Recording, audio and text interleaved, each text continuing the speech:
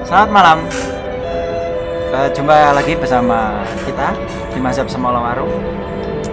Di tema Minggu malam ini kita akan membicarakan tentang hal yang ini berbau masih bernuansa religius, akan tetapi akan dikemas dengan suasana yang santai dan suasana yang dekat dengan pembicaraan sehari-hari.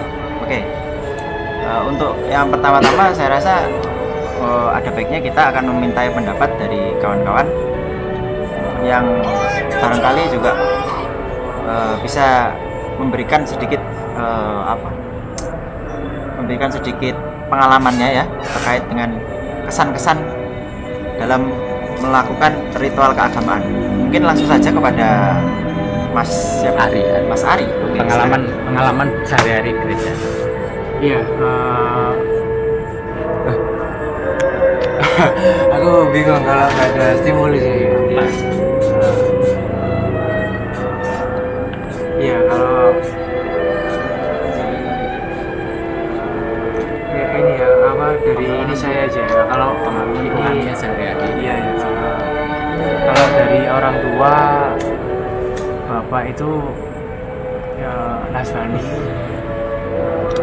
Ibu Katolik. Jadi dulu waktu kecil sering diajak sama bude dari keluarga ibu itu ke gereja Katolik di Santo Yohanes Pemandi itu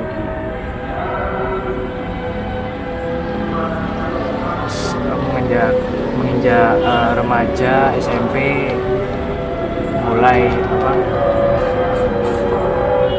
bergeser ke Nasrani karena dari basicnya bapak juga Nasrani ini.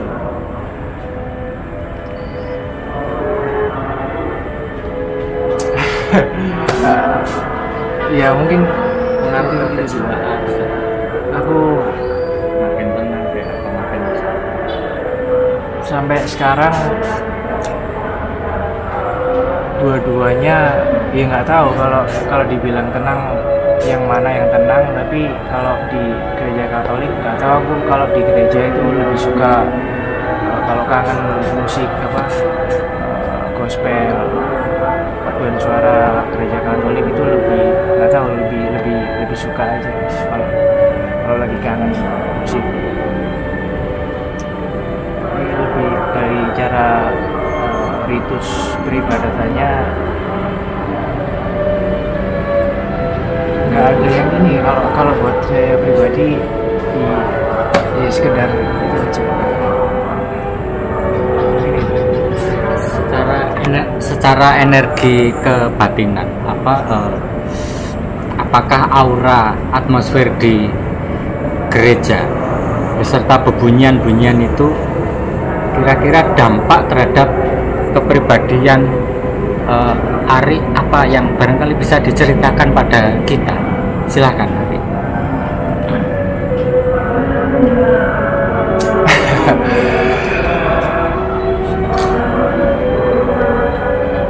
Nggak tahu kalau dampak ke kehidupan sehari-hari ke masyarakat.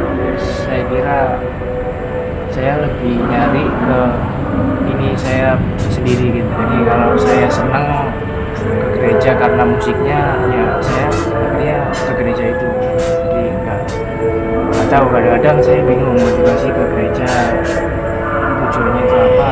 Sebenarnya pengen ke gereja dengerin musik.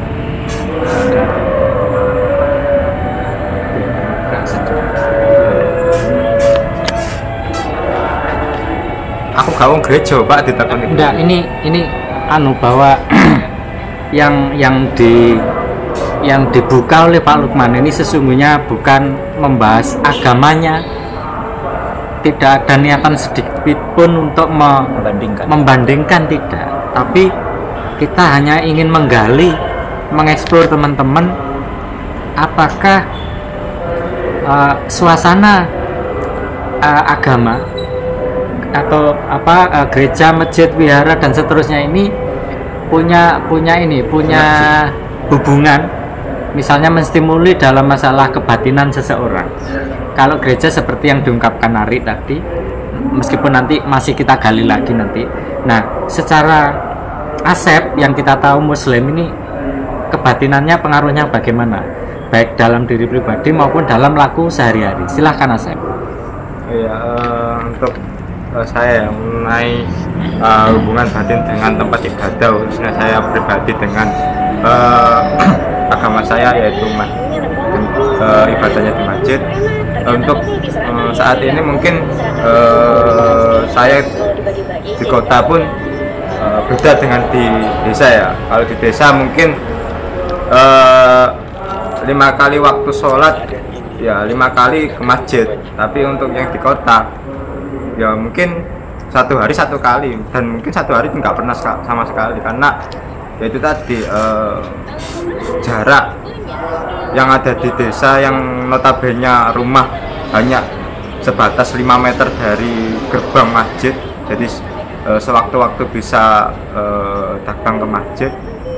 Dan saya di kota yang notabene jauh dari tempat ibadah ya, untuk saat ini mungkin refleksi saya mengenai hubungan dengan tempat ibadah ya kurang kalau saya di kota. Tapi untuk segmen sekarang ya mungkin saya membacakan sekilas apa sih hubungan dengan tempat ibadah ya, mungkin untuk di rumah ya. Hubungan yang selama ini saya rasakan yaitu tadi di masjid daripada di rumah. Sholat pun lebih khusus di masjid ya, entah kenapa, karena ya mungkin orang lain mengatakan bahwasanya masjid adalah rumah Tuhan, adalah rumah Allah. Dengan ibadah di masjid, dengan bertawaduk di masjid ya membuat hati saya pribadi lebih dekat dengan Sang Khalik yang menciptakan saya. Itu. Jadi kebatinan saya itu apa yang saya minta, apa yang saya rasakan, dan apa yang saya ucapkan serasa ada yang mendengar daripada saya ibadah di rumah maupun ibadah di tempat-tempat yang lain seperti itu. Dan di masjid pun masalah suasananya pun tenang dan hawa-hawa untuk menjalankan spiritual pun lebih dominan dan menstimulus saya untuk lebih lama lagi menjalankan ibadah saya di masjid. Mungkin di rumah setelah sholat ya mungkin baca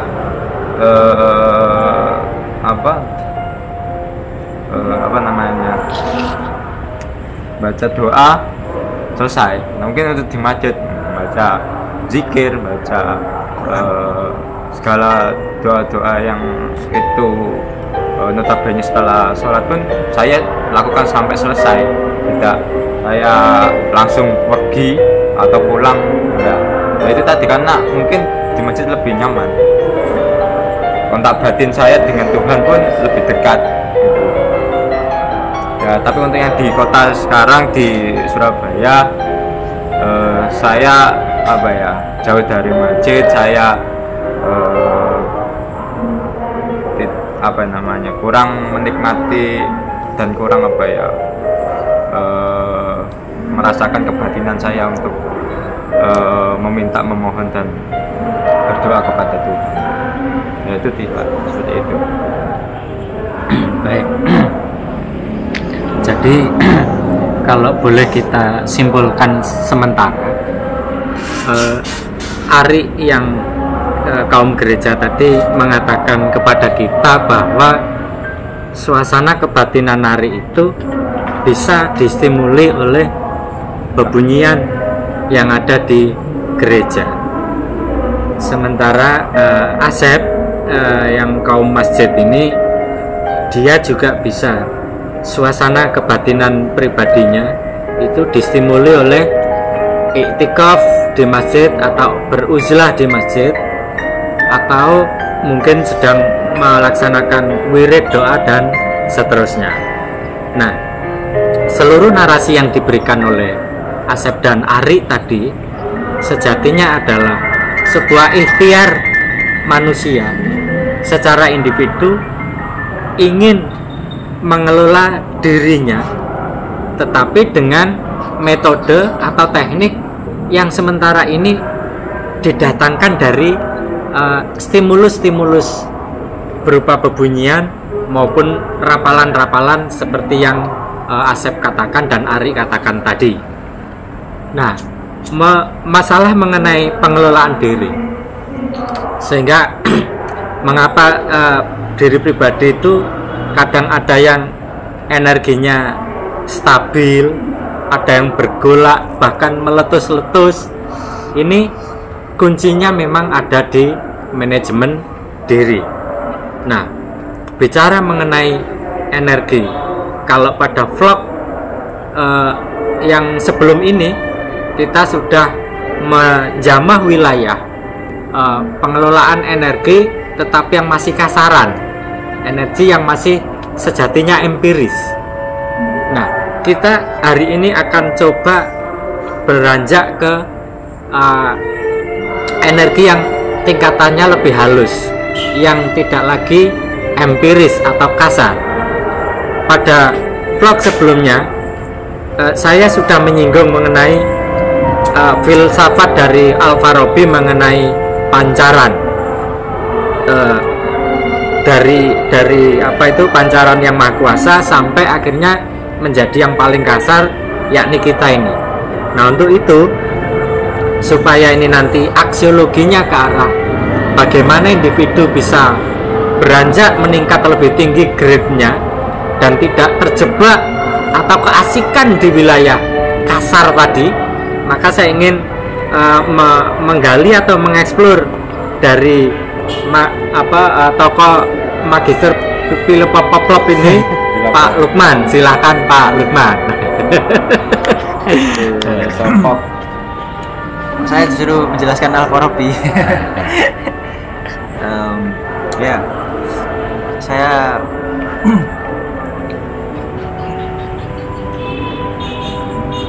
sebenarnya filsafat dengan agama ini kan satu pendekatan kebenaran yang sebenarnya sedikit berbeda. Kalau saya bilang kenapa hanya sedikit, karena upayanya dalam mengejar kebenaran itu sama-sama sebuah ikhtiar yang dilakukan oleh manusia dengan jerih payahnya, sehingga manusia ini sebenarnya tidak berhenti pada satu kesimpulan akhir dalam kehidupannya, sehingga apapun upaya yang dilakukan oleh manusia dalam mendekati kebenaran ini sebenarnya adalah upaya yang sangat batiniah dan bisa dibilang satu upaya atau etos kerja yang berada di wilayah yang halus gitu. Yang halus, kenapa dikatakan sebagai wilayah yang halus? Karena banyak sekali hal yang dapat menyentuh hati maupun relung-relung jiwa selain hanya pada fenomena-fenomena akal, tapi juga ada wilayah-wilayah yang kadang-kadang membuat kita terenyuh dan membuat kita tergerak untuk melakukan sesuatu itu tanpa adanya sebab dan musabab, artinya tanpa adanya alasan yang atau reason yang cukup jelas. Tapi ini adalah wilayah yang sangat ansih atau sangat naluriah gitu. Kenapa saya bilang begitu? Konon katanya filsafat ini kan berada di wilayah akal, tapi pada perjalanannya ternyata filsafat juga banyak sekali merambah pada wilayah batiniah gitu. Artinya ketika akal ini tidak bisa lagi menjawab semua persoalan kehidupan, maka batinlah yang disangka sebagai sebuah otoritas yang memiliki gelombang atau daya jangkau yang lebih dalam dan lebih luas ini kadang-kadang bisa menjadi senjata ampuh untuk menghayati kehidupan yang lebih bermakna. Konon katanya kehidupan yang tidak dimaknai maka tidak layak untuk dijalani. Nah, ini perkataan Socrates. Nah, filsafat dan agama atau sains dan filsafat ini nampaknya dialog antar keduanya ini juga mulai membuka peluang bagi wilayah yang baru. Apa itu? Wilayah itu yang disebut sebagai sains. Nah, sains dan agama ini kadang-kadang menjadi wilayah yang juga menjadi satu perbincangan yang cukup menarik dan cukup nikmat untuk dilakukan oleh setiap penghayat kebenaran, karena nyatanya banyak sekali hal-hal yang berada dalam dogma agama yang bisa dibuktikan oleh sains atau yang mulai diperkuat oleh pembuktian sains, seperti apa yang dikatakan oleh firman-firman dalam kitab suci. Misalnya di dalam Al-Quran terdapat adanya lempengan bumi, terus kemudian ini dibuktikan dengan sains, dengan kemudian perkataan-perkataan Rasul ya. Ini juga mulai dibuktikan oleh sains juga. Sama seperti dalam setiap agama pun saya pikir juga seperti itu. Misalnya perkataan yang bahwa di alam semesta ini kehidupan dan lintas galaksi yang terdapat dan eksis di seluruh alam semesta, di seluruh universe ini terdapat berjuta-juta banyaknya. Nah, ini juga mulai dibuktikan oleh sains. Kenapa seperti itu? Saya pikir karena agama ini bisa menjadi satu prognosis atau satu ramalan yang cukup ampuh untuk memprediksikan situasi di masa depan atau situasi yang barangkali hanya bisa dijawab oleh masa depan. Artinya agama ini kadang-kadang melampaui sains. Nah, terkait dengan wilayah batiniah seperti yang dirasakan oleh Mas Ari, saya merasa juga seperti itu adanya. Ketika seni dan musik dan sastra itu menjadi satu instrumen dalam menyentuh wilayah batiniah umat, maka ini bisa dianggap sebagai sebuah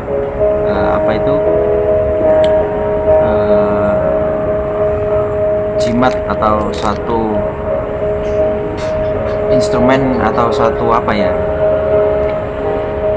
satu bahan bakar untuk terus menjaga pertalian umat itu sendiri. Nah, saya juga suka mendengarkan musik-musik yang selalu dikemas oleh peribadatan saudara kita dari kaum Nasrani, karena mereka memiliki nada-nada yang sangat unik gitu, nada-nada yang sangat dalam dan seolah-olah banyak sekali getaran-getaran yang dimunculkan dan menstimulasi diri kita gitu. Nah, nyatanya memang ketika bahasa ini tidak mampu lagi untuk menjelaskan sebuah realitas, maka seni dan sastra dan musiklah yang akan menyentuh wilayah-wilayah yang sangat sulit disentuh oleh panca indera atau lewat empiris, pengalaman empiris. Jadi ketika perkataan ini sudah sulit sekali dinalar, maka musik atau senilah yang kemudian akan menjelaskan. Sama seperti Al-Quran. Al-Quran ini kan sebenarnya muatan sastranya sangat luar biasa. Ini kan sebenarnya adalah bahasa-bahasa sastra yang kemudian dibacakan dan dilakukan. Sama seperti Injil, saya pikir juga ini sebuah agama gnosis atau pengakuan terhadap realitas ketuhanan yang dikemas dalam sejarah ya, sejarah penginjilan atau sejarah dakwah umat, dakwah Isa atau Yesus itu sendiri dalam menjelaskan dan menyebarkan kebenaran kepada kaum Bani Israel dan pada akhirnya akan mengajarkan kasih kepada seluruh umat manusia. Nah, saya pikir Islam sebagaimana agama yang terus berjihad dan terus memerangi hawa nafsu akan bermuara pada sesuatu yang juga diupayakan oleh agama-agama yang lain. Agama-agama Nasrani saya pikir juga mengupayakan kasih, mengupayakan toleransi dan penghayatan terhadap kasih sayang dan welas asih gitu, seperti yang diajarkan oleh Kristus. Nah, Islam pun juga seperti itu. Yang membedakan adalah epistemologinya. Kalau Islam itu memang kental dengan nuansa Arab yang serba tegas dan bernada-nada lugas.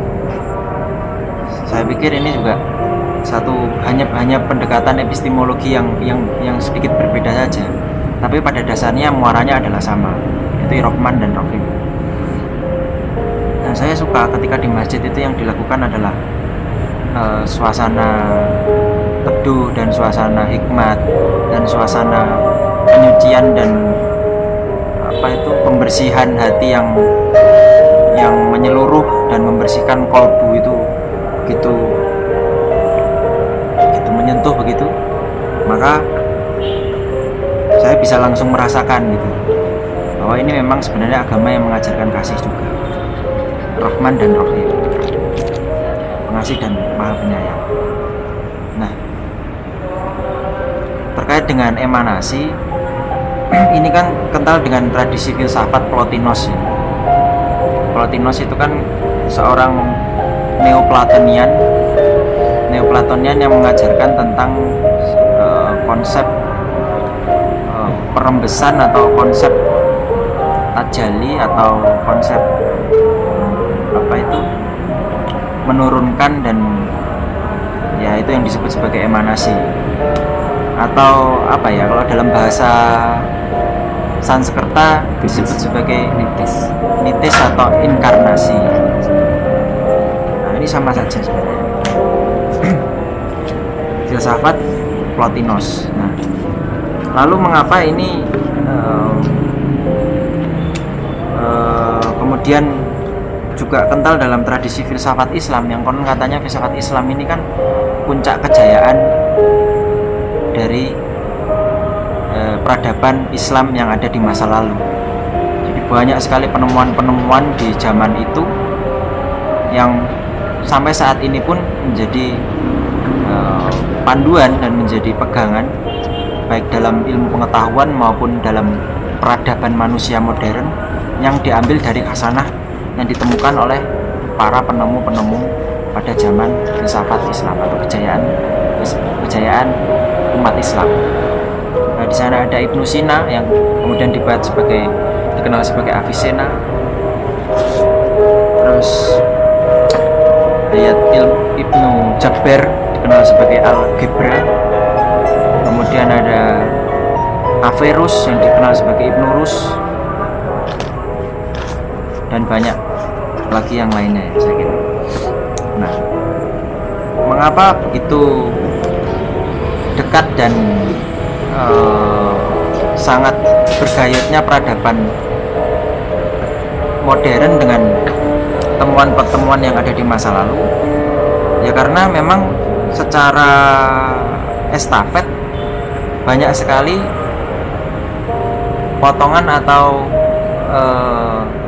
pangkasan-pangkasan yang sudah dilakukan oleh sejarah, sehingga hal-hal yang kiranya ini sebenarnya bisa diturunkan dengan maksimal dari zaman ke zaman menjadi sebuah penemuan yang jadi sebuah khasanah pengetahuan yang begitu jauh gitu ya.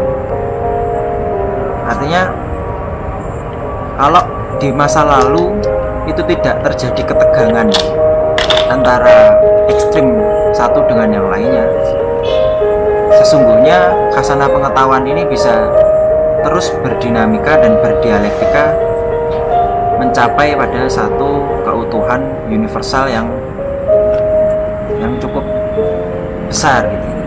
Tapi memang karena dulu pernah ada perang salib, karena dulu ada, sebenarnya ini bukan peperangan yang dilakukan oleh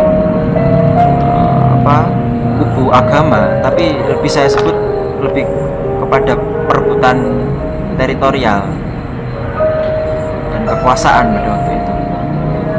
Cuman kebetulan ini diwakili atau dilakukan oleh mayoritas agama dari Islam dan Kristen. Tapi sesungguhnya di zaman dahulu, di era-era sebelumnya, antara peradaban Islam dan Kristen itu sudah bercumbu mesra gitu, selama ratusan tahun. Bahkan sebelum menginjak peradaban Islam, banyak sekali kaum-kaum Nestorian atau kaum-kaum Kristen yang pada waktu itu memang sangat berkompeten menerjemahkan teks-teks dari Yunani, dari filsafat Helenistik peninggalan Aristotelian itu diterjemahkan oleh orang-orang Nestor, kemudian dituliskan oleh filsuf-filsuf Islam. Nah, dari adanya ini saya kira tidak mungkin kalau tidak ada otoritas kekuasaan yang mengamanahkan hal itu, sehingga dialektika keilmuan bisa berjalan begitu mesranya. Nah, pada zaman kekhalifahan itu saya pikir hubungan antar agama ini menjadi satu hubungan yang sangat intim dan sangat mesra, sehingga terjadi satu pertemuan dan perkawinan pengetahuan, sains dan ilmu sains pada waktu itu yang mencapai puncak keemasannya. Nah, cuman memang karena kembali kepada ketegangan politik, akhirnya hubungan yang mesra ini kemudian berubah menjadi konflik gitu. Nah, tapi sesungguhnya yang bisa mempertemukan adalah pengetahuan ilmu itu sendiri atau khasanah keilmuan gitu. Saya pikir kekhalifahan pada saat itu cukup rendah hati untuk memerintahkan para ahli-ahli keagamaan pun yang mungkin berbeda atau lintas agama untuk saling berdialektika dan merumuskan sebuah khasanah pengetahuan. Saya pikir kalau itu terjadi lagi di era sekarang, mungkin banyak sekali penemuan-penemuan besar yang barangkali bisa diulang lagi seperti di era keemasan atau puncak dari peradaban dunia pada waktu itu. Saya pikir peradaban Islam diwakili oleh peradaban kekhalifahan Islam. Nah, untuk Al-Farabi saya pikir ini konsep emanasi yang cukup sulit kalau saya menjelaskan, karena ini wilayah yang sangat ini sebenarnya tradisi yang sering dilakukan oleh orang-orang pesantren atau dituliskan dalam kitab-kitab kuning juga dalam tradisi Nahdien. Sehingga kalau saya menjelaskan mungkin tidak begitu tepat.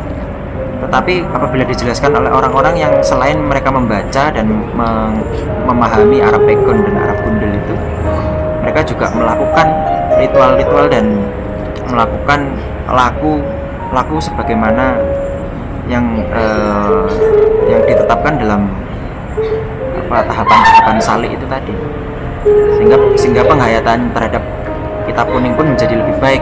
Konsep emanasi ini kan konsep yang sangat sulit untuk dipahami. Bagaimana akal ini mengejawantah dari akal tunggal menuju akal ke-9, yang konon katanya akal ke-9 ini adalah rembulan, yang nanti akan dijelaskan oleh Pak Didin saya pikir. Dan orang yang bisa melihat bulan itu adalah Rasulullah SAW, Muhammad. Nah, orang yang Rasul yang pada waktu itu bisa melihat bulan, itu bisa melihat masa lalu maupun masa depan. Nah, bagaimana hal yang sebenarnya sangat luar biasa sebagai seorang manusia biasa yang kemudian diutus oleh Tuhan, diutus oleh Allah Subhanahu wa taala ya. sang pencipta dan sang kholik itu, yang kebetulan memiliki kemampuan khusus untuk meramalkan masa yang lalu maupun masa depan. Nah, ini diwakili oleh seorang nabi dan rasul yang memiliki kompetensi di bidang itu. Nah, tapi apakah kemampuan-kemampuan seperti ini bisa dilakukan oleh manusia biasa pada umumnya? Saya pikir dengan ridho Allah dan dengan persetujuan Allah tidak ada yang tidak mungkin.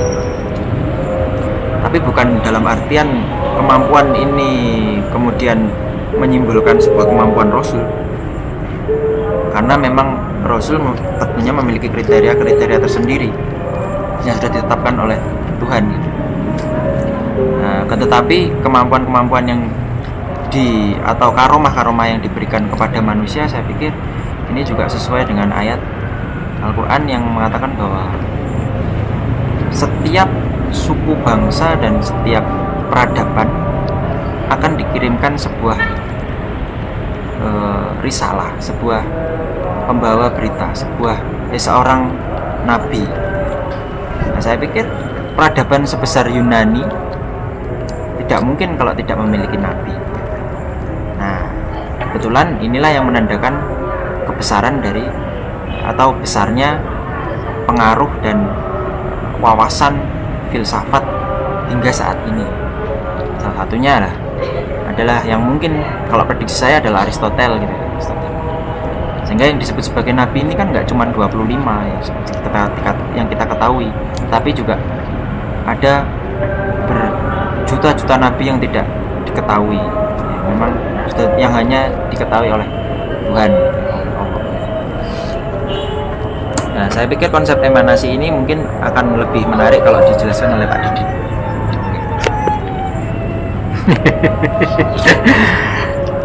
Sayang sekali waktunya sudah 32 menit, Pak. Tapi aduh. Baik, Pak Lukman tadi menjelaskan narasi didahului oleh sejarah yang amat panjang. Nah, tapi kita bisa menangkap sebenarnya arah daripada narasi pendahuluan yang diungkap oleh Pak Lukman tadi. Dan Pak Lukman dengan sangat runtut dan teliti satu persatu coba diutarakan. Saya bisa paham karena topinya itu sebenarnya topi kesaktian saya. Nah, berhubung saya tidak punya topi itu, saya mohon diperbolehkan untuk meminjam topi, meminjam rokok. Tak ngisep energinya. Segara 3 menit. Sebentar. Ini tembakau yang saya isep, tapi jangan dilihat tembakonya. Tetapi tembakau ini berasal dari mana? Dari tanah. Tanah yang punya kesejarahan bermiliar-miliar tahun. Ini yang akan saya serap energinya. Mohon maaf ya, bagi para pemelotot YouTube, saya bocori sedikit bagaimana kita menyerap energi yang umurnya berjuta-juta bahkan bermiliar tahun. Mari potong, Nek. edisi khusus agak lama ini Pak, karena bagus baru datang. Edisi Ramadan. Pas, Ramadan. topi yang dia pakai bintang 9. Sesuai teori emanasi. Ya, Alfa Robi ya, 9 utusan. Mohon maaf sebelumnya ya. Sebenarnya kajian ini harus didahului dengan Lahumul Fatihah khususon ilal Al-Farabi, Pak. Semua teman-teman harusnya begitu tadi. Nah, ya mungkin nanti di pertemuan yang akan datang ya kita tradisikan menghadiahi Al-Fatihah dulu kepada para pemikirnya supaya manfaat dan tidak menjadikan kita takabur, kesombongan dan seterusnya. Nah, kembali ke teori emanasinya Al-Farabi itu. Pak Lukman tadi sudah mengatakan bahwa ada akal yang jumlahnya 9. Tetapi harap diingat bahwa seluruh akal ke-9 ini harus diawali terlebih dahulu oleh akal yang paling absolut, akal yang paling ya wal awal wal akhiru ya, yang paling prima. Saya sebut saja akal absolut. Kalau Hegel dulu menyebutnya apa ya? Orang-orang Hegelian menyebutnya Eidos. Eidos, betul. Ya semacam itu. Nah, akal absolut inilah akal absolut ini yang memberi pancaran kepada akal pertama. Akal pertama disimbolkan sebagai sebuah dimensi, tetapi karena kita keterbatasan bahasa tidak bisa menyebut dimensi apa, lalu dinamakan saja sesuai planet terjauh yang ditemukan pada waktu kitab itu ditulis oleh Al-Farabi adalah paling jauh Pluto. Ya? Pluto. Nah, ini akal pertama. Nah, akal pertama dari Pluto ini lalu kemudian untuk memberi pancaran kepada planet atau dimensi setelah Pluto. Setelah Pluto apa, Pak? Saturnus. Nah, sehingga ada akal kedua. Nah, akal kedua ini nanti digunakan untuk memberi pancaran kesadaran kepada dimensi planet berikutnya, yakni Jupiter kalau tidak keliru ya. Jupiter. Saturnus. Venus. Ya, pokoknya Venus. Uranus. Oke. Uranus ini diberi pancaran oleh Saturnus ya. Begitu seterusnya sampai kemudian sampai ke akal ke-9 yakni bulan atau Komaria. Nah, lucunya kan tidak langsung bumi. Setelah matahari harusnya kan bumi, tetapi ini tidak. Setelah itu ke Komaria, ke bulan. Nah, bulan inilah yang disebut dengan akal ke-9 yang akan memancarkan kesadaran atau akalnya itu untuk digunakan menata seluruh apapun yang menjadi kejadian atau peristiwa di seluruh planet bumi. Kalau ini ditangkap apa adanya seperti itu memang kelihatannya membingungkan. Tapi sejatinya kita harus ingat bahwa apapun yang berada dan berlaku di bumi ini bisa terjadi karena asbabiyah, karena ada penyebab-penyebabnya. Penyebab-penyebabnya ini bisa karena aksi reaksi, bisa karena sebab kausalitas, sebab akibat, bisa karena dialektika, eklektika, dan yang lain-lain. Nah, seluruh hukum-hukum yang saya sebut ini oleh kaum akademisi disebut sebagai hukum alam. Orang-orang agama menyebutnya sebagai sunatullah. Jadi sesuatu bisa berubah, sesuatu bisa diam, sesuatu bisa terjadi. Itu tidak langsung dari akal pertama langsung ngatur, tidak. Tetapi ini lewat pancaran-pancaran tadi itu. Nah, karena pancaran ke-9 adalah ada di bulan, seharusnya 10, Pak. Bulan ini ke-10. Seharusnya yang ke-10. Cuman saya lupa apakah ke-10 atau ke-9. Tapi karena saya orang Islam menyukai yang ganjil, saya bilang saja 9. Ya. Dari akal ke-9 ini lalu dipancarkan, inilah yang disebut sebagai sunatullah. Apapun yang terjadi di bumi ini seluruhnya diatur.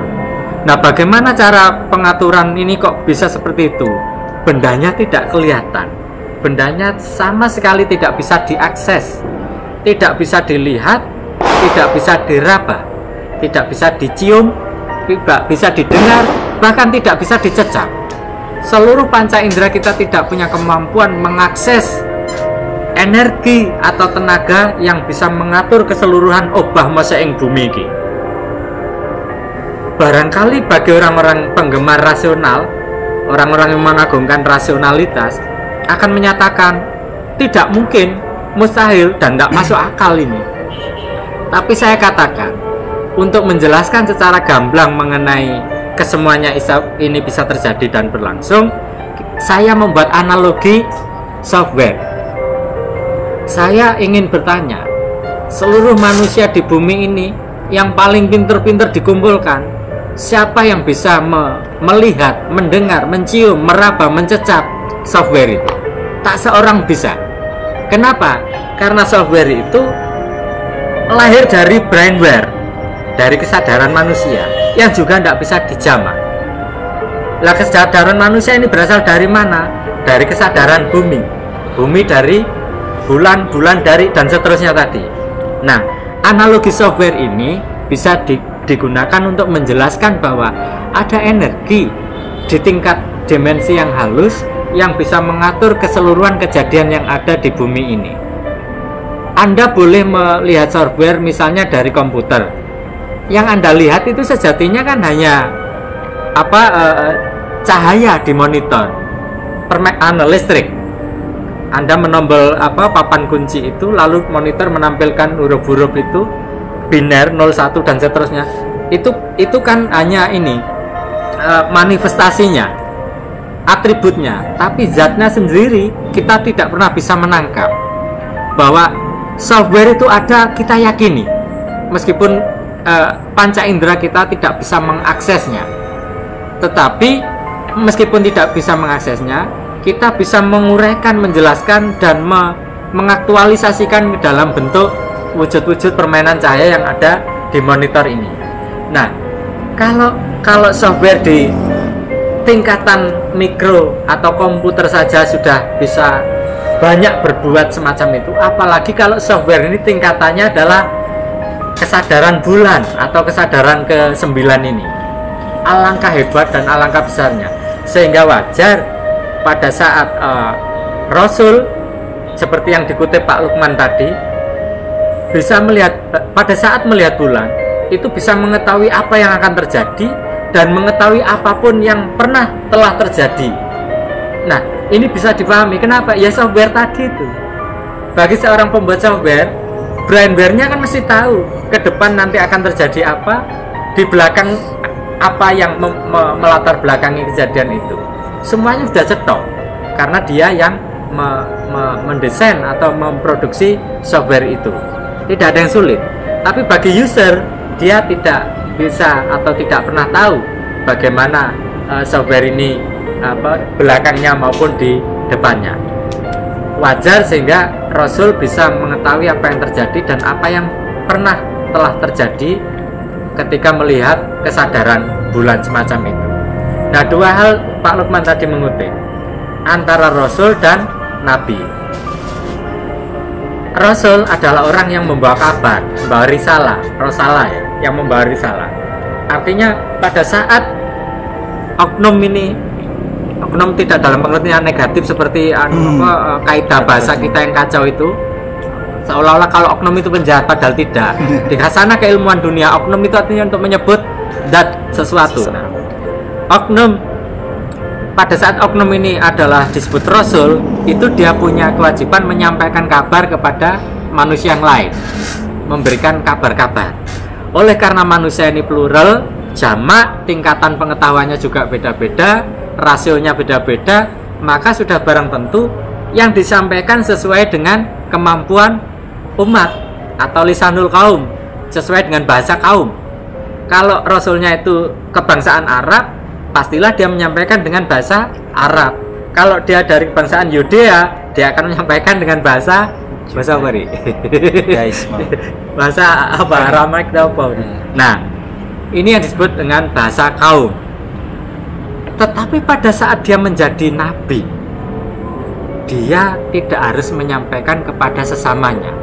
Artinya kesadaran dari akal ke-9 tadi cukup untuk dirinya sendiri, sehingga dia adalah manifestasi dari akal ke-9 itu sendiri dalam bentuk kecil, yakni individu manusia. Nah, kalau individu manusia ini punya atribut 2, ya nabi, ya rasul, maka lengkap dia. Pada saat dia nabi, dia menguasai segalanya. tetapi pada saat dia menjadi rasul, dia menyampaikan sesuai dengan kemampuan dan bahasa kaumnya, sehingga apa yang ditangkap oleh kaumnya adalah bahasa-bahasa yang sifatnya tataran madya ya. Bisa dijangkau oleh kelas elit, bisa juga dijangkau kelas bawah. Jadi tidak ada ceritanya bahasa yang terlalu elitis gitu. Tapi pada saat dia sebagai nabi, di dalam kesadarannya dia memiliki bahasa yang tidak terkatakan, yang langsung dipancari oleh akal ke-9 tadi itu. Lah, energi semacam ini yang saya pikir belum pernah diakses oleh para praktisi-praktisi yoga, para praktisi pernafasan dan seterusnya. Nah, saya juga ingin melihat cara pandang orang yang memakai topi berbintang 9. Silakan, bagus. Tentang apa itu, Pak? Suatu Apa yang kamu dengar? Apapun yang kamu dengar. Energi. Pak mana sih?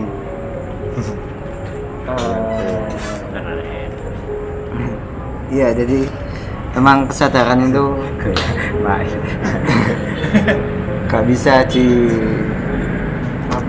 bisa dipaksakan mungkin. Jadi kesadaran memang itu munculnya memang tidak bisa ditebak, tapi memang tiba-tiba sudah hanya intuisi. Jadi emang pengetahuan saya, mana saya sendiri pun tentang seperti pengetahuan yang itu tiba-tiba muncul. Jadi sesuatu yang dari ya kesadaran yang tinggi itu lah. Jadi ketika manusia hidup pun nantinya pasti akan ketemu dengan kesadaran, tapi entah dengan waktu yang itu relatif bagi sebagian orang, bagi semua orang mungkin berbeda-beda waktunya.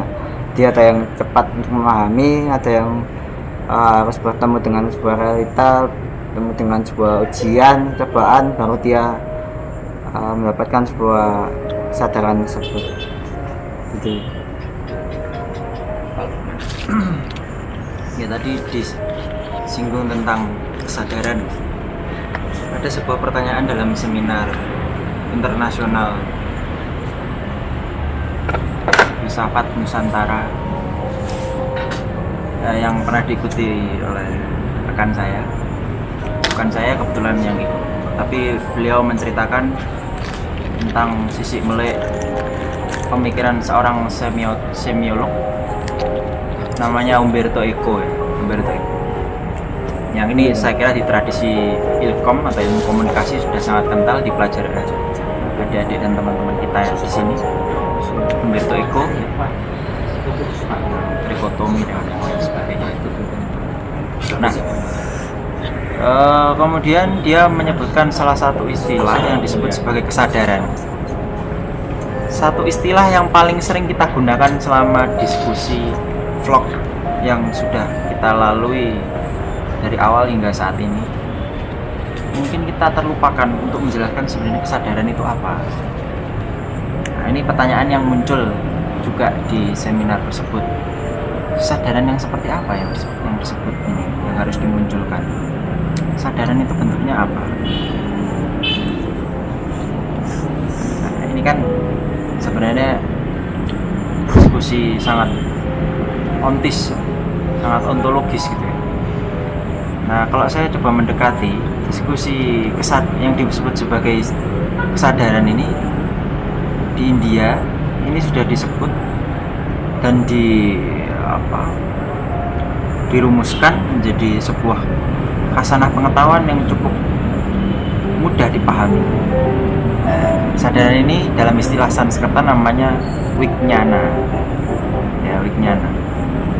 Nah, ini salah satu alat yang dimiliki oleh makhluk. Setiap makhluk dan setiap zat pasti memiliki kesadaran.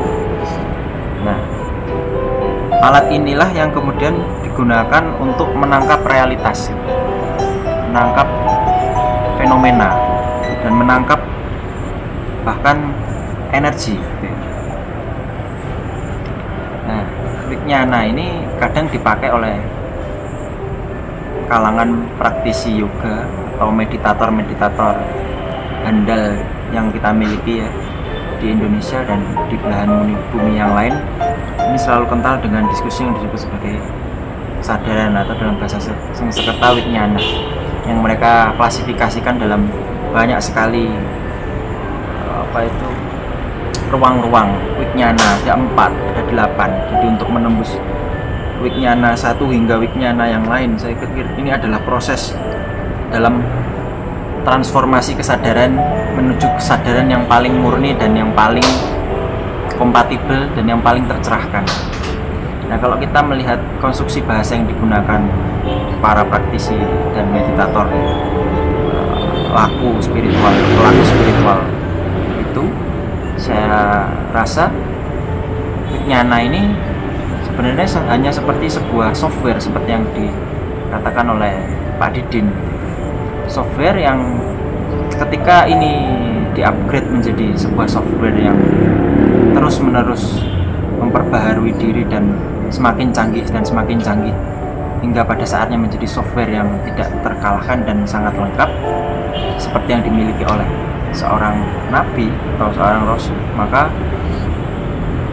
tidak ada satu informasi pun yang akan luput di dalamnya. Tidak ada satu realitas yang luput, sehingga software atau perangkat yang dimiliki oleh manusia ini saya rasa sangat mungkin untuk di-upgrade. Nah, sehingga yang diupayakan oleh para pelaku-pelaku spiritual itu sebenarnya dalam rangka mengupgrade software itu tadi atau kesadaran itu tadi untuk mencapai pada penerangan sempurna atau kesadaran yang sempurna. Kalau dalam istilah Buddhis, orang yang sudah menjadi Buddha itu adalah kesadaran yang tercerahkan, atau berasal dari kata Bud, kesadaran yang terang. Nah, ini adalah satu tahapan ketika manusia mencapai kondisi avatara, kesadaran yang tercerahkan dan penuh gitu. Nah, tapi ciri-ciri seorang avatara ini kan sebenarnya ciri-ciri yang sangat idealistik gitu. Ciri-ciri yang sangat sebagai manusia insan kamil dan paling sempurna dan sangat ideal sebagai sosok manusia tanpa cacat dan sangat suci ini, dan mengemban misi mulia. Saya pikir seorang praktisi yoga pun masih pada cirinya banyak, cacatnya banyak. masih banyak yang hanya berkutat pada tataran curigo atau praduga bahwa dirinya ini sudah tercerahkan, dirinya ini sudah lengkap dan diterangi. Padahal sesungguhnya mereka ini hanya seorang pejalan yang barangkali untuk mencapai pada tataran itu butuh banyak purifikasi, butuh banyak pemurnian, butuh banyak devotion atau devosi ya, atau salihan dan persembahan, sacrifice, persembahan yang harus dilakukan untuk mencapai pada tataran itu, seperti hanya yang sudah dialami oleh atau yang sudah dilakukan oleh para nabi. Nah, terkait dengan konsep awatara itu atau orang-orang yang memiliki kesadaran yang tercerahkan, banyak sekali tradisi di timur yang sudah menjelaskan turunnya para awatara ini, yang jumlahnya barangkali bisa diwakili oleh 9 atau 10 dalam setiap kalpa dan kasta. Tapi juga yang belum diketahui, sesungguhnya banyak sekali di dunia ini yang tidak disebutkan atau sebagai barangkali wali atau otoritas kewalian afdal yang tidak diketahui, sehingga yang bisa mengenali seorang wali itu adalah wali juga. Nah, terkait dengan konsep kesadaran yang dimiliki oleh para awatara itu, saya pikir seharusnya ini berbanding lurus dengan atribut-atribut dan sifat-sifat yang diberikan kepada atau diajarkan kepada manusia, atau konsep keselamatan yang diberikan kepada umat manusia sebanyak-banyaknya. Kita tahu banyak sekali sosok-sosok altruis yang bisa diduga sebagai seorang manifestasi seorang awatara gitu. Apabila konsep yang sedemikian sebenarnya inklusif ya, bahkan kita bisa mengetik di Google, hal-hal yang seperti ini sudah tidak lagi sakral. Artinya ketika sains ini dengan objektivitas dan originalitasnya yang terus-menerus diperbaharui dan terbuka terhadap ruang diskusi, saya pikir konsep yang seperti ini pun pada akhirnya akan sangat mudah untuk diakses, karena ini adalah satu pengetahuan kebajikan yang bisa diajarkan kepada siapapun. Konsep kesadaran yang di-upgrade terus-menerus ini. Nah, kita tahu dalam tradisi psikologi juga menjelaskan tentang konsep kesadaran, konsep consciousness dan unconsciousness. Bahkan ada satu diskusi yang disebut sebagai ketidaksadaran yang disebutkan oleh Freud itu tadi, Sigmund Freud. Ketidaksadaran ini mewakili sesuatu yang berada di alam, di mana ini adalah ketiadaan dari ruang sadar atau ruang ego, sehingga ini kadang-kadang mewakili unsur yang lebih luas daripada kesadaran.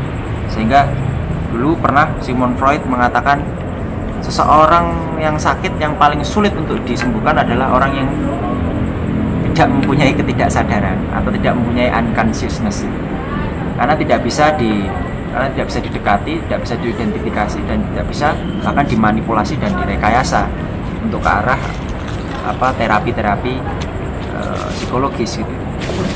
Nah, ini perdebatan psikologi yang pernah terjadi di Freud dan Carl Gustav Jung. Nah, bagaimana dari zaman purbakala hingga saat ini konsep kesadaran ini terus-menerus menjadi satu istilah yang dipakai, yang digunakan dalam khasanah bahasa kita sehari-hari, tapi luput dari penghayatan sebenarnya dari mana kesadaran itu berasal. Padahal kesadaran itu harus di-upgrade dan dipurifikasi terus-menerus kalau ingin mencapai pada kesadaran yang ideal itu tadi. Jadi ini sebenarnya bukan sebuah khasanah istilah bahasa yang sederhana, tapi ini adalah diskusi yang begitu rigid dan sophisticated gitu ya. Nah, terkait dengan penggalian kesadaran ini sudah dimulai oleh para pelaku-pelaku spiritual seperti yoga, meditator, dan yang lain sebagainya. Sawo mendahului, dan Sawo juga sudah mulai mencoba menggali apa yang disebut sebagai kesadaran itu tadi. Seperti yang sering digunakan oleh Pak Didin, saya pikir juga ini adalah salah satu dialog yang menggunakan perpaduan antara kesadaran dan bawah sadar, sehingga potensi pengetahuan yang digunakan ini bisa men-unlock atau membuka kunci dari informasi yang begitu luas, sehingga diskusi kita bisa terus berlanjut sehingga sampai beratus-ratus video.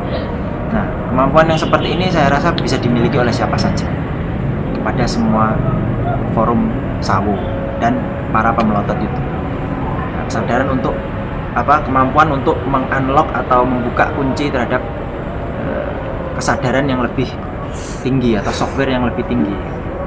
Nah, saya pikir itu. Kalau tentang prakteknya mungkin Pak Didin bisa. Baik. Saya sendiri heran, Pak Lukman ya, bahwa kemampuan teman-teman, khususnya saya ini, sakjane ora sepira cetok.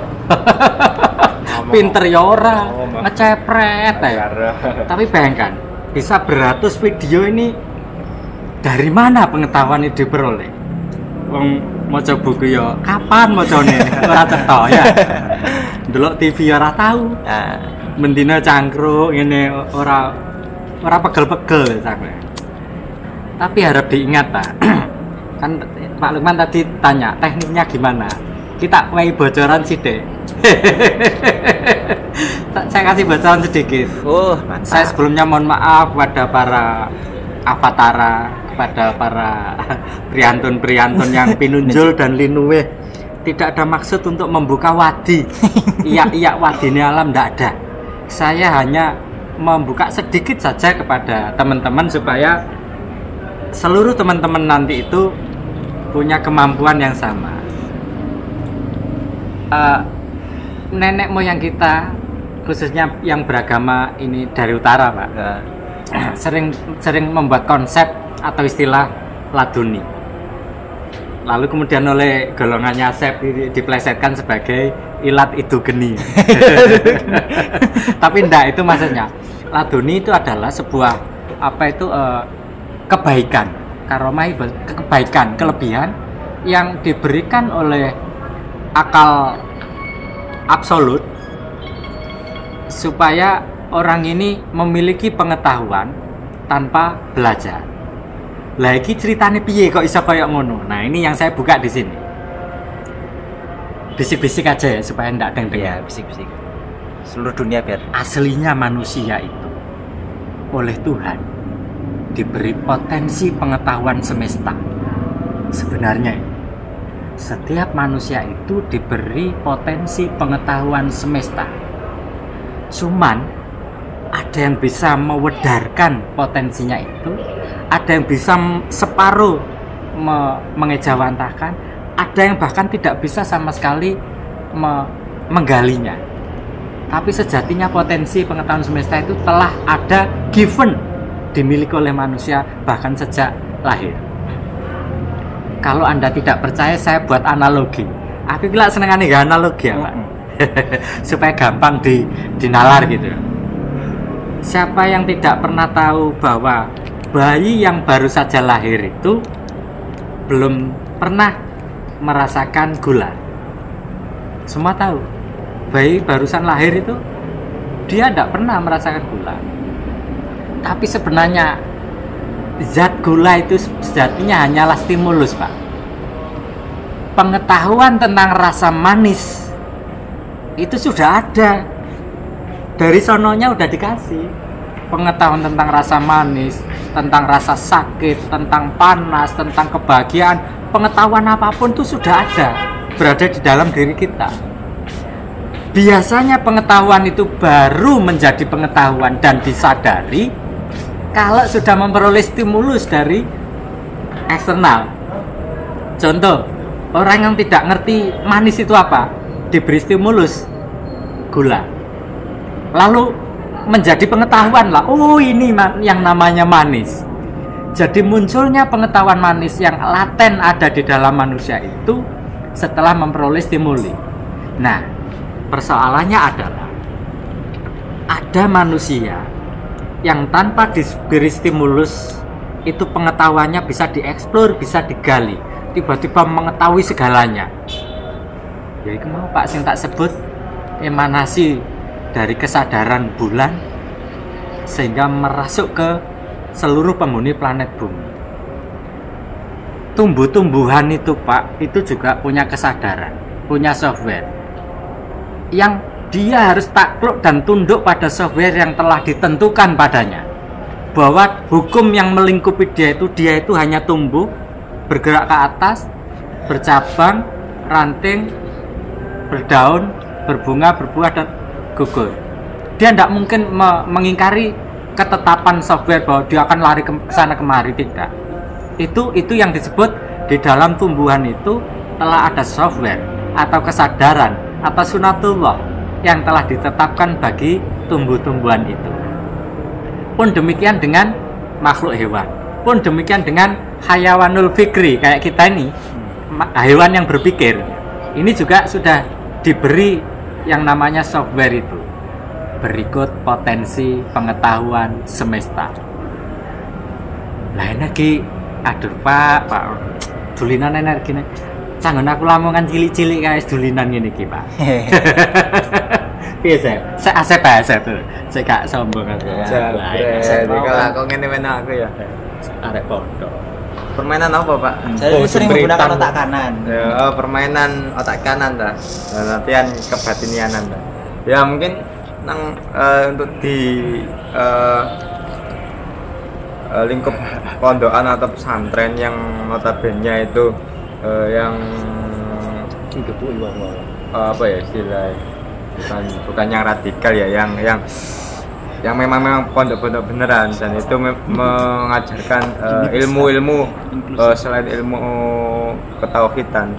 Nah, di situ juga mengajarkan bahwasanya kita hidup itu bukan untuk kita sendiri, ada dunia lain yang sekiranya kita juga bisa masuk ke dalam sana.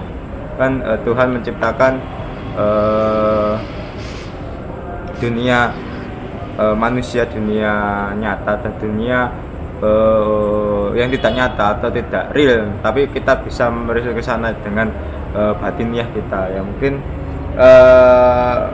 bagi saya itu hal yang memang tidak bisa diuji dengan metode-metode empiris atau metode-metode yang kita dapatkan di bangku pendidikan atau bangku perkuliahan.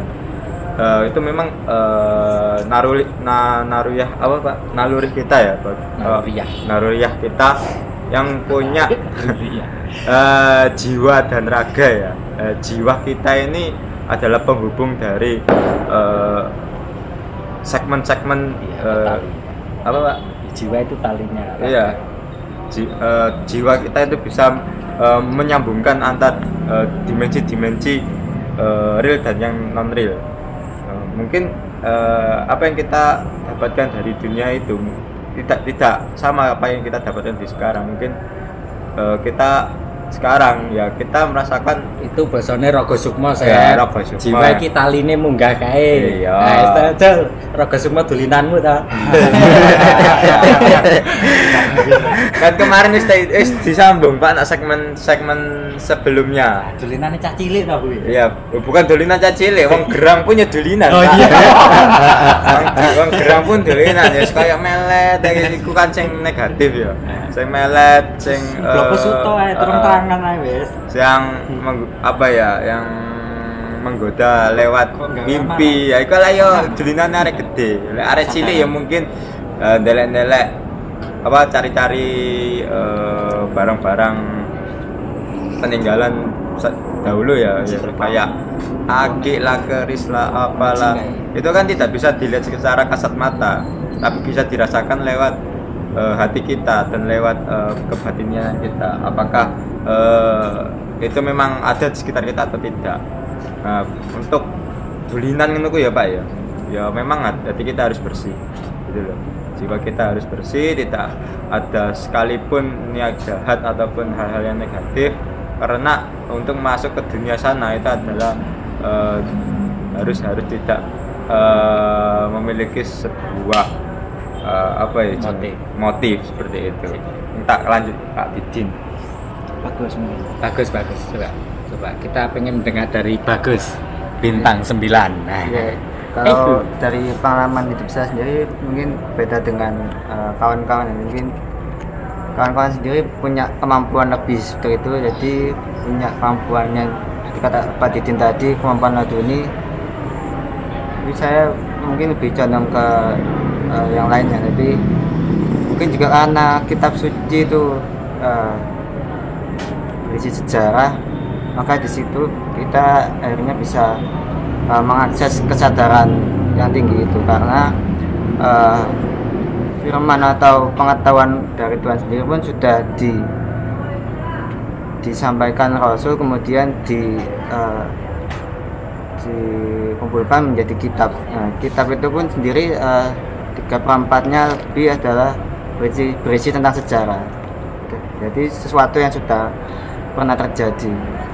Dari sesuatu yang pernah terjadi itulah nanti kalau kita mampu untuk membuat prediksi atau membuat bayangan ke depan, sesuatu yang akan kita lakukan ke depan itu bagaimana. Jadi lewat sejarah itu pun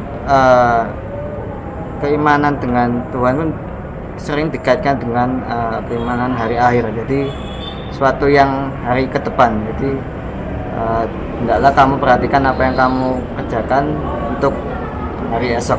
Jadi itu kita bisa mempelajari atau upgrade kesadaran kita dengan membaca.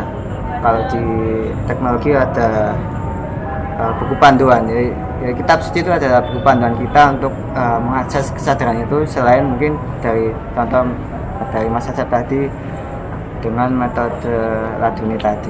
Mungkin kita dengan mengkaji, mendalami, kemudian mempraktikkan dalam kehidupan sehari, insya Allah pasti kita mendapatkan kesadaran itu. Closing statement. Aduh, berat ini kayaknya ini. Hikmahnya aja.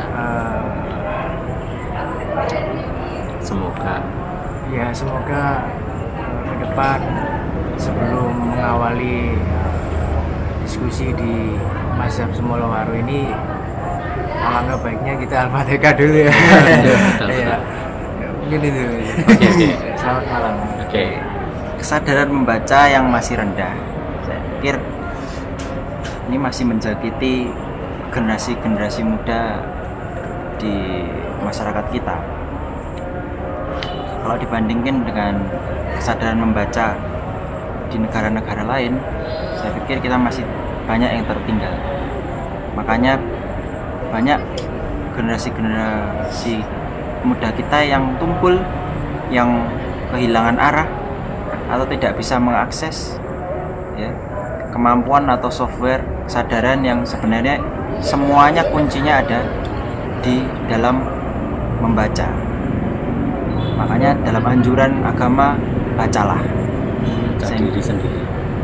Ya, konteks membaca pun ini juga membaca bisa membaca kitab suci, bisa membaca fenomena sosial, fenomena kehidupan dan realitas lingkungan yang terjadi dalam kehidupan sehari-hari, bisa membaca kondisi dan keadaan maupun muatan-muatan yang ada dalam diri kita sendiri. Nah, saya pikir cukup diskusi kita pada malam hari ini. Ya. Bila terjadi salah bahasa dan missing link, sengaja aja nih. Ya, memang sengaja. Mohon maaf yang sebesar-besarnya kepada, terutama mohon maaf pada para awatara ya. Dia watine sehingga kami sebenarnya tidak bermotif atau memiliki niatan untuk membuka wati atau mendesakralisasikan pengetahuan yang sudah dipegang kukuh dari ratusan tahun maupun ribuan tahun, tetapi ini hanya dalam rangka untuk penggalian dan menginklusifkan pengetahuan yang sudah diberikan kepada oleh Yang Maha Kuasa kepada manusia. Sambil mengejek orang? Tidak. Oke, bila topik walidayah ya, wal inayah. Wallahu bisawab.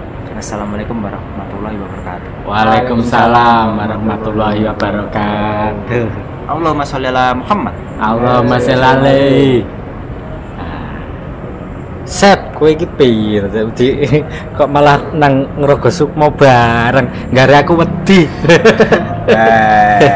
Bila sahabatin Rasulullah sallallahu alaihi wasallam. Alhamdulillah. Asbahran apa? Kasih statement apa? Wis ya dipateni ya, Pak ya. Oh iya.